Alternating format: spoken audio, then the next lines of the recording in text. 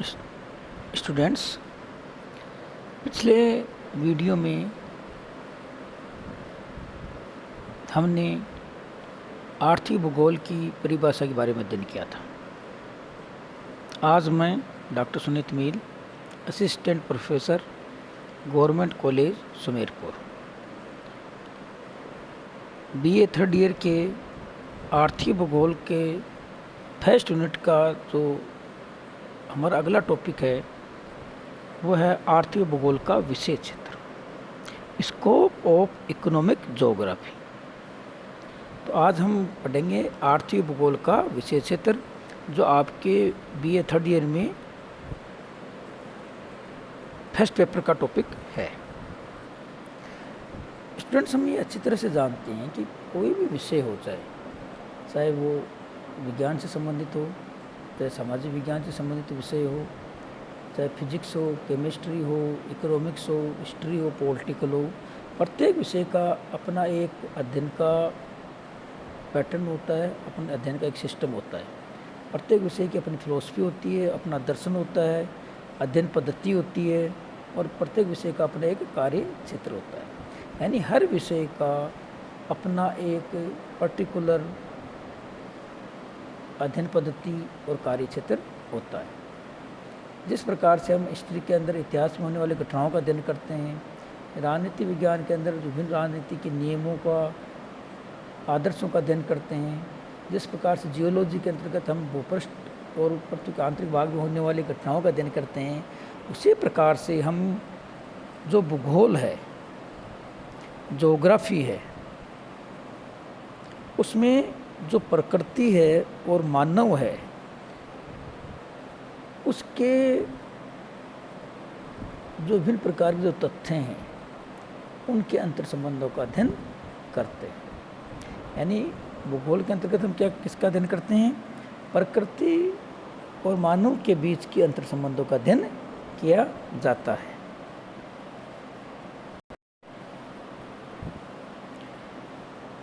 इसी प्रकार से आर्थिक भूगोल के अंतर्गत भी हमने पिछले अपने क्लास में पढ़ा था कि आर्थिक भूगोल के अंतर्गत भी पृथ्वी के विभिन्न स्थानों पर जो विभिन्न प्रकार की जो आर्थिक क्रियाएं होती हैं, उन आर्थिक क्रियाओं के अंदर जो भिन्नता पाई जाती है, उन भिन्नताओं के कारणों का, उनके प्रभावों का अध्ययन हम आर्थिक भूगोल के अंतर्गत करते हैं।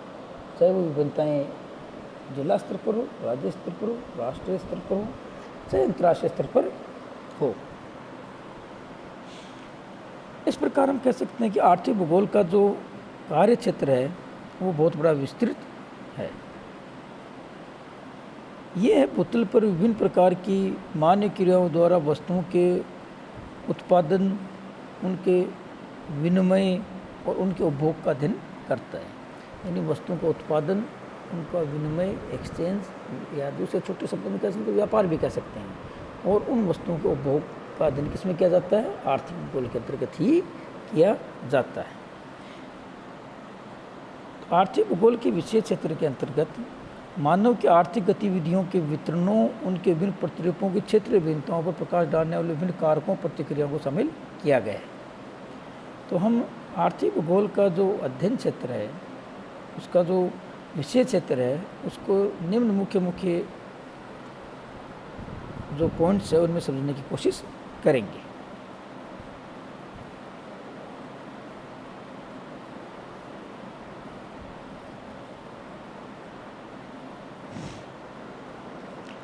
पहला जो पॉइंट है वो है आर्थिक क्रियाकलापों के वितरण का अध्ययन। आर्थिक भूगोल के अध्ययन में आर्थिक क्रियाओं के वितरण प्रतिरूपों की सर्वाधिक महत्वपूर्ण भूमिका होती है। यदि आर्थिक भूगोल में केवल उन्हीं आर्थिक क्रियाओं को सम्मिलित किया जाता है जो भूपृष्ठ पर ठोस रूप से दृष्टिगत होती हैं, अर्थात जो आर्थिक क्रियाएँ भूतल पर अपनी कोई ना छाप छोड़ती हैं, उदाहरण के लिए कृषि है, खनन है, उद्योग है, परिवहन है इत्यादि, ऐसी आर्थिक क्रियाएँ जो भूतल पर मूर्त रूप से प्रकट होती हैं। कुछ आर्थिक क्रियाएँ ऐसी भी होती हैं जो मूर्त रूप से ग्रहण नहीं हो पाती, या उन क्रियाओं का भूतल पर कोई प्रभाव नहीं पड़ता। ऐसी आर्थिक क्रियाओं को आर्थिक भूगोल में प्रत्यक्ष सम्मिलित नहीं किया जाता है। उदाहरण राजस्व एवं कर ऐसी क्रियाएँ। यानी आर्थिक क्रियाओं के विषय क्षेत्र का जो सबसे महत्वपूर्ण टॉपिक है वो है आर्थिक क्रियाकलापों के वितरण का अध्ययन। यानी हमारा पृथ्वी का जो तल है, जो भूतल है, उस भूतल पर विभिन्न प्रकार के जो आर्थिक क्रियाएं होती हैं, उन आर्थिक क्रियाओं का जो वितरण है वो किस प्रकार से हुआ है, यानी कौन कौन से स्थानों पर कौन कौन सी आर्थिक गतिविधियाँ घटित हो रही हैं।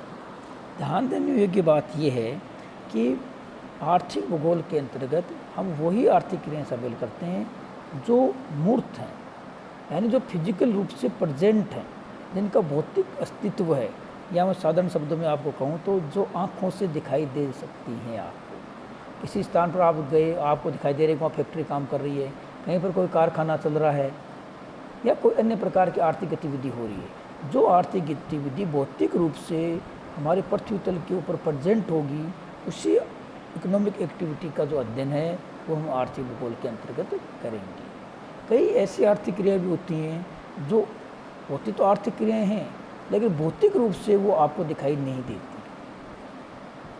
जैसे कोई व्यक्ति इनकम टैक्स का पेमेंट कर रहा है, तो इनकम टैक्स का जो पेमेंट है वो आपको भौतिक रूप से दिखाई कभी नहीं देगी। इनकम टैक्स कोई ऐसी वस्तु नहीं है जिसका निर्माण आपको दिखाई दे जाए। तो इस प्रकार के जो इनकम टैक्स है या अन्य प्रकार की जो आर्थिक क्रियाएँ हैं जिनका पृथ्वी पर कोई भौतिक अस्तित्व नहीं है, उनका अध्ययन आर्थिक भूगोल के अंतर्गत नहीं करते हैं। आर्थिक भूगोल के अंतर्गत वो ही क्रियाओं का अध्ययन किया जाता है जो प्रत्यक्ष रूप से हमारे को इस पृथ्वी तल पर घटित होती हुई दिखाई दे। सेकंड पॉइंट है प्राकृतिक संसाधनों का मूल्यांकन एवं मात्राकरण। आर्थिक भूगोल के अध्ययन में प्राकृतिक संसाधन जैसे मिट्टी, जल, जीवीय संसाधन, शक्ति एवं ऊर्जा संसाधन, खनिज एवं पशु संसाधनों के मूल्यांकन एवं मात्रांकन पर विशेष बल दिया जाता है ताकि संसाधनों का पोषणीय उपयोग हो सके। यानी आर्थिक भूगोल के अंतर्गत पृथ्वी तल पर पाए जाने वाले विभिन्न प्रकार के जो प्राकृतिक संसाधन हैं, जैसे मिट्टी है, जल है, जीव है, विभिन्न प्रकार के शक्ति के संसाधन हैं, उनकी मूल्यांकन पर जोर दिया जाता है। एक बार संसाधनों का यदि मूल्यांकन हो जाता है तो उसके बाद में संसाधनों का जो सस्टेनेबल उपयोग है वो ज़्यादा उपयुक्त तरीके से हो सकेगा। यानी किसी भी संसाधन के उपयोग से पहले यदि हमें संसाधनों की मात्रा का पता हो सके, उनकी क्वालिटी का पता लग सके, उनकी क्वांटिटी का पता लग सके, तो उन संसाधनों का उपयोग ज़्यादा बेहतर तरीके से किया जा सकता है। तो उन संसाधनों का जो मूल्यांकन होता है ये भी आर्थिक भूगोल का विषय क्षेत्र है। तीसरा है अर्थतंत्र का वातावरण से संबंध का अध्ययन। अर्थतंत्र यानी इकोनॉमी का प्राकृतिक और सामाजिक वातावरण में घनिष्ठ संबंध है। देखो, इस संसार के अंदर जितने भी तंत्र पाए जाते हैं वो तंत्र आपस में एक दूसरे से संबंधित होते हैं। पर्यावरण का प्रभाव अर्थतंत्र पर पड़ता है, वहीं अर्थतंत्र भी प्राकृतिक पर्यावरण को प्रभावित करता है। यानी इन्वायरमेंट इकोनॉमी को प्रभावित करता है और जो इकोनॉमी होती है वो इन्वायरमेंट को प्रभावित करती है। कल कारखानों के लिए आपने जंगल साफ कर दिया तो इकोनॉमी की वजह से इन्वायरमेंट प्रभावित हुआ। नए घर बनाने के लिए, आवास बनाने के लिए आपने जंगलों को साफ किया, कृषि के लिए आपने जंगलों को साफ किया, आपका इन्वायरमेंट प्रभावित हुआ। और यदि इन्वायरमेंट डिग्रेड होता है तो आपकी इकोनॉमी प्रभावित होती है। आपने बार बार पढ़ा होगा कि 1 डिग्री टेम्परेचर बढ़ जाएगा, 2 डिग्री टेम्परेचर बढ़ जाएगा तो विश्व की अर्थव्यवस्था को इतने अरब डॉलर का, इतने खरब डॉलर का नुकसान होगा। यानी इन्वायरमेंट और इकोनॉमिक, पर्यावरण और अर्थ दोनों एक दूसरे को प्रभावित करते हैं। तो इकोनॉमी और इन्वायरमेंट का जो रिलेशन होता है एक बड़े कॉम्प्लिकेटेड प्रोसेस है जिसमें पर्यावरण के अनेक कारक एक साथ या कभी कभी पृथक रूप से मनुष्य की आर्थिक क्रियाओं पर प्रभाव डालते हैं। जैसे किसी स्थान पर सूती वस्त्र उद्योग की स्थापना कई पर्यावरणीय कारकों पर निर्भर करती है, जिसमें जलवायु, ऊर्जा, जल की उपलब्धता आदि कारक मुख्य हैं। दूसरों कार्यात्मक गहनता का दबाव पर्यावरण पर पड़ता है, तो दोनों पक्षों के मध्य एक ऐसे समय को अनुकूल अभीष्ट अंतर संबंध स्थापित करने का प्रयास आर्थिक भूगोल में किया जाता है। तो आर्थिक भूगोल क्या करती है, इन्वायरमेंट और इकोनॉमिक के बीच में एक मीडिएटर की भूमिका निभाती है ताकि दोनों के बीच जो संबंध हैं वो अच्छे बने रह सकें, और इन दोनों के बीच में संबंध जितने संतुलित होंगे, इतने बैलेंस्ड होंगे, उतना ही हमारे जो इकोनॉमिक है वो ज़्यादा आगे बढ़ेगी। स्थानिक विशेषताओं का अध्ययन। आर्थिक भूगोल में पृथ्वी तल पर पाए जाने वाली आर्थिक क्रियाओं की स्थानिक भिन्नता का अध्ययन किया जाता है। ये सबसे महत्वपूर्ण टॉपिक है।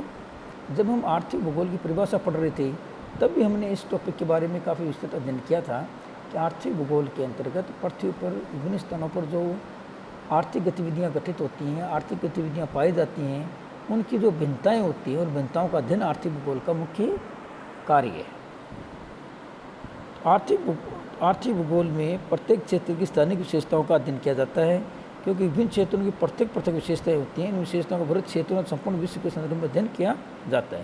यानी प्रत्येक क्षेत्र की क्या क्या विशेषता होती है, उन विशेषताओं का अध्ययन आर्थिक भूगोल के अंतर्गत किया जाता है।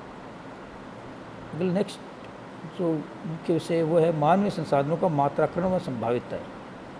आर्थिक भूगोल के अध्ययन में जितना महत्वपूर्ण स्थान प्राकृतिक संसाधनों के मात्राकरण व वितरण प्रतिरूप का है, उतना ही महत्व मानवीय संसाधनों के मात्राकरण एवं संभाविताओं के अध्ययन का भी है।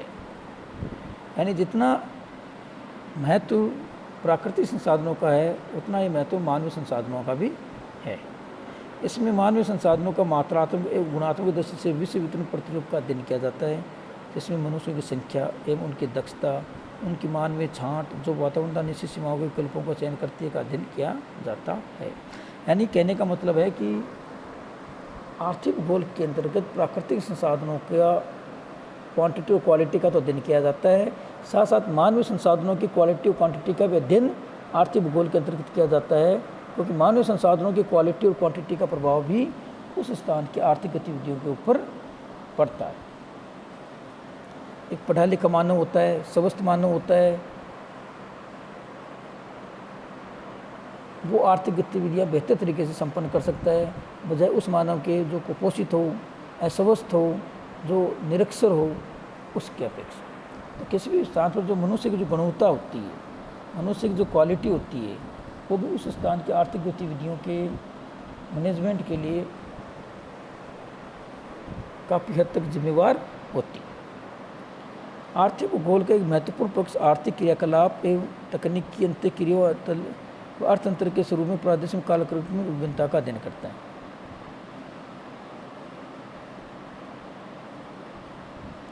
यानी आर्थिक भूगोल का एक अन्य महत्वपूर्ण जो कार्य है वह है जो तकनीक है, उस तकनीक की सहायता से जो विभिन्न स्थानों पर आर्थिक प्रदेशों के स्वरूप में और काल में जो भिन्नताएं पाई जाती हैं, किसी स्थान पर जो विभिन्न टाइम टू टाइम जो भिन्नताएं पाई जाती हैं, उन भिन्नताओं का अध्ययन करना भी किसका है, विषय क्षेत्र है, आर्थिक भूगोल का विषय क्षेत्र है। इसके अतिरिक्त आर्थिक भूगोल के अध्ययन क्षेत्र में सांस्कृतिक आर्थिक भूदृश्य यानी विभिन्न स्थानों पर जो विभिन्न प्रकार के जो आर्थिक गतिविधियाँ संपन्न होती हैं, उन गतिविधियों का अध्ययन आर्थिक उन्नति स्तर, स्थानिक संगठन एवं प्रादेशिक नियोजन आदि को शामिल किया जाता है।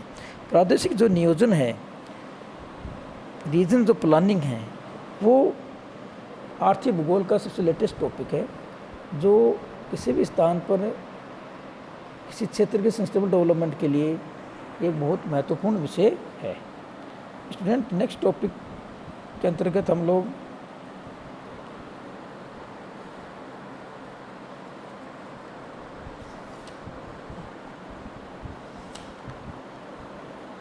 संसाधनों के बारे में अध्ययन करेंगे और आर्थिक क्रियाओं के बारे में भी अध्ययन करेंगे।